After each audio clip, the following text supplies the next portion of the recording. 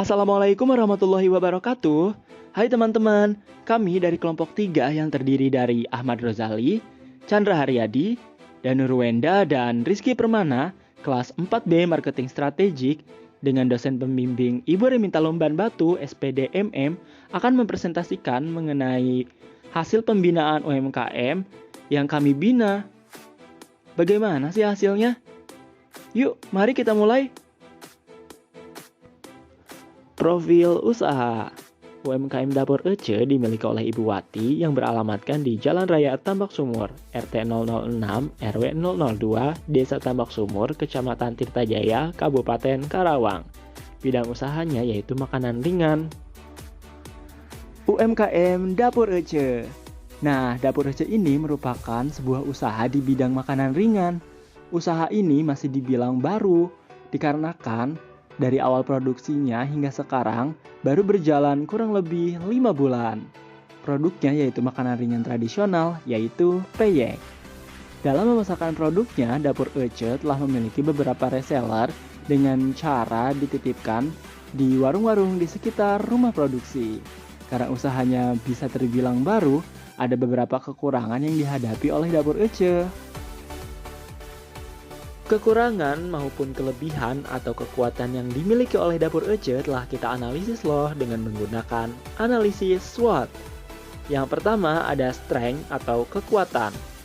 Di sini, kekuatan yang dimiliki oleh UMKM Dapur Ece ada biaya dengan modal yang rendah. Yang kedua, harga jual yang terjangkau. Yang ketiga, ada rasa dan tekstur yang gurih dan renyah. Selanjutnya ada weakness atau kelemahan. Kelemahan yang dimiliki oleh UMKM Dapur Ece terdiri dari sebagai berikut. Yang pertama ada produk yang mudah hancur dan alot. Selanjutnya ada daya tahan produk yang tidak tahan lama. Yang ketiga, sosial media dan marketplace yang tidak optimal. Yang keempat, kemasan kurang menarik dan tidak safety. Kemudian ada alat produksi yang kurang memadai. Dan yang terakhir, daerah distribusi yang masih relatif sempit. Next ada opportunity atau peluang. Nah, di sini ada beberapa peluang yang dimiliki oleh UMKM Dapur Ece. Yang pertama, digemari oleh masyarakat lokal. Yang selanjutnya, gaya hidup masyarakat akan cemilan yang praktis. Yang ketiga, ada potensi reseller yang banyak. Selanjutnya, ada jumlah kompetitor yang masih relatif sedikit. Dan yang terakhir, berpotensi mendapatkan dukungan dari pemerintah setempat. Analisis yang terakhir yaitu threat atau ancaman. Ancaman yang didapat oleh UMKM Dapur Ece yaitu yang pertama ada konsumen yang mudah bosan. Selanjutnya kecurangan dari reseller. Dan yang terakhir mudah ditiru oleh pesaing. Berikut ini merupakan scoring yang didapatkan oleh UMKM Dapur Ece. Yang pertama ada matriks IPAS yang terdiri dari strength atau kekuatan dan weakness atau kelemahan.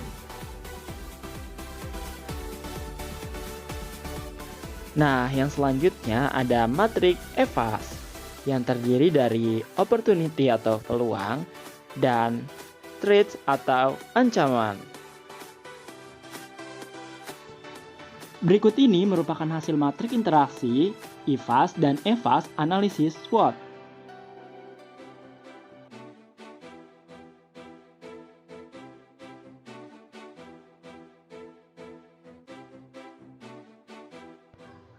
Nah, yang ini merupakan diagram analisis SWOT. Berdasarkan diagram tersebut dinyatakan bahwa alternatif strategi yang terpilih yaitu Strength Opportunity atau SO, yang dapat diartikan yaitu menggunakan kekuatan internal perusahaan dan memanfaatkan peluang eksternal. Inilah yang merupakan strategi agresif positif, yaitu menyerang penuh inisiatif dan terencana. Strategi Strength Opportunity berdasarkan matriks interaksi IVAS dan EVAS, analisis SWOT, memiliki kebijakan sebagai berikut. Yang pertama, meningkatkan jumlah produk untuk memenuhi kebutuhan pasar. Yang kedua, memperluas pangsa pasar. Dan yang ketiga, melakukan kerjasama dengan pemerintah setempat. Yang selanjutnya adalah rekomendasi yang kami berikan untuk Dapur Ece. Kemasan yang ada pada saat ini masih menggunakan teknik tradisional, yakni dengan menggunakan plastik transparan yang direkatkan dengan menggunakan api lilin. Kelompok kami memberikan beberapa rekomendasi yang terbagi menjadi dua. Yang pertama, rekomendasi jangka pendek. Yang kedua, rekomendasi jangka panjang. Untuk rekomendasi jangka pendek, yaitu menggunakan mesin chiller dengan kisaran harga 100 sampai 200 ribu.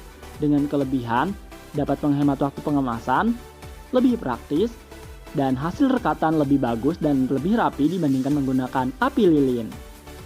Dengan kekurangan, harus menggunakan listrik, berpotensi mengalami kerusakan mesin, dan jika ada pemadaman listrik, tidak dapat dioperasikan. Yang kedua ada rekomendasi jangka panjang. Untuk rekomendasi jangka panjang di sini kami memberikan beberapa rekomendasi kemasan. Yang pertama yaitu menggunakan standing pouch aluminium foil dengan kisaran harga 2.000 sampai 6.000 per pieces. Dengan kelebihan, desain kemasan sangat menarik dan eksklusif. Kemasan memuat identitas usaha atau logo, lebih tahan lama, tersedia beberapa ukuran. Dan untuk kekurangannya, harga kemasan relatif lebih mahal, tidak ramah lingkungan, harus menggunakan mesin chiller, dan kebanyakan harus memesan dalam jumlah yang sangat banyak, sekitar 500 sampai 1000 pieces. Rekomendasi jangka panjang yang kedua yaitu menggunakan aluminium foil dengan kisaran harga 2.000 sampai 6.000 per pieces. Kelebihannya, desain kemasan sangat menarik dan eksklusif, kemasan memuat identitas usaha atau logo, tahan lama, tersedia beberapa ukuran, dan peyek tidak mudah hancur karena kemasan mengembung.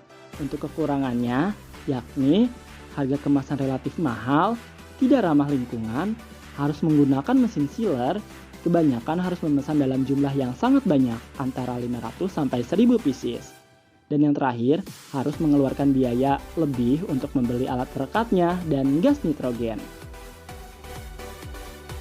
Rekomendasi jangka panjang kemasan kami yang terakhir yaitu menggunakan topless. Dengan kisaran harga 7.000 sampai 10.000 rupiah per pieces, kelebihannya aman jika ada pengiriman menggunakan ekspedisi. Produk tidak mudah hancur, kedap udaranya lebih baik daripada menggunakan plastik, dan yang terakhir ramah lingkungan. Untuk kekurangannya, yakni memakan volume jika menggunakan pengiriman lewat ekspedisi. Kemasan kurang ekonomis. Nah, yang berikutnya kami juga berusaha mengoptimalkan sosial media Instagram Dapur Ece. Di sebelah kiri merupakan tampilan feed Instagram sebelumnya, dan yang sebelah kanan merupakan tampilan feed yang kami berikan. Lebih menarik bukan? Selain itu, kami juga ikut membantu melakukan survei untuk penambahan reseller baru ke sejumlah warung di sekitar daerah UMKM Dapur Ece.